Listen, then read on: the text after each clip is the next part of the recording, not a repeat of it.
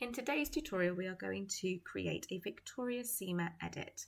At the end of this tutorial, your image will look something a little bit like this, okay, where you have positioned an elliptical marquee tool and then reflected it into the sky, okay, and then we have also rubbed out this part here so it looks seamless. I'm going to show you how to do that. So starting with a generic image, you can select your images from File, Open, and then select the image you want to use.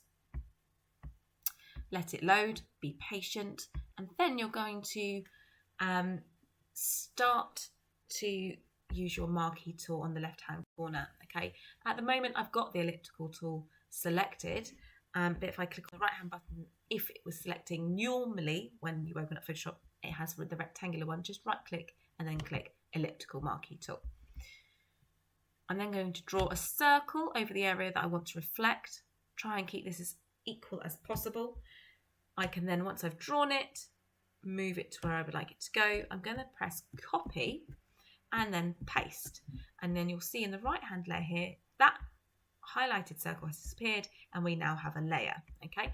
We're now going to go up to Edit, Free Transform. You can also use Control-T on your shortcut keyboard, and it will select the image. At this point, you can then rotate, okay? You can also move the image slightly upwards, okay? And that is so that it starts to feel a little bit more like a reflection. Now, what we're going to do here is when we're happy with the positioning of it, okay, we're going to click opacity down here, okay?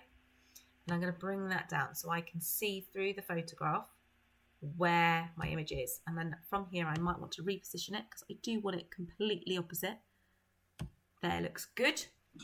Next thing I'm going to do is I'm going to click on the tick tool because I'm happy with that positioning, and then I'm going to click on the left hand side and click the eraser tool.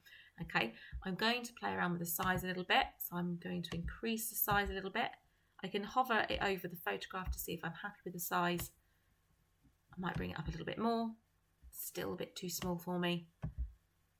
That looks a bit better, okay? I'm also going to pay attention to the hardness. Now what this will do is it will either create a harsh line or a feathered line. Now what we want to do is create a feathered line because we don't want it to be obvious where we are rubbing out the image, okay? We want it to be a nice smooth transition between the reflection and the original image, okay? So I've made that down to 16%.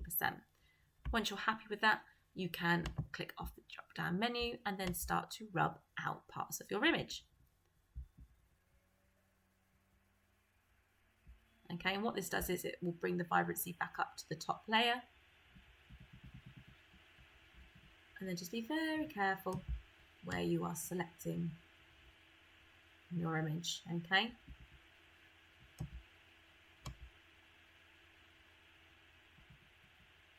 Okay, when you're happy with that, you can then go back to the opacity layer and bring that back up to check that it looks seamless, okay? That looks pretty seamless to me. I'm very happy with that. If you're not, you can continue to rub out as it is now as well, okay? And it's as simple as that.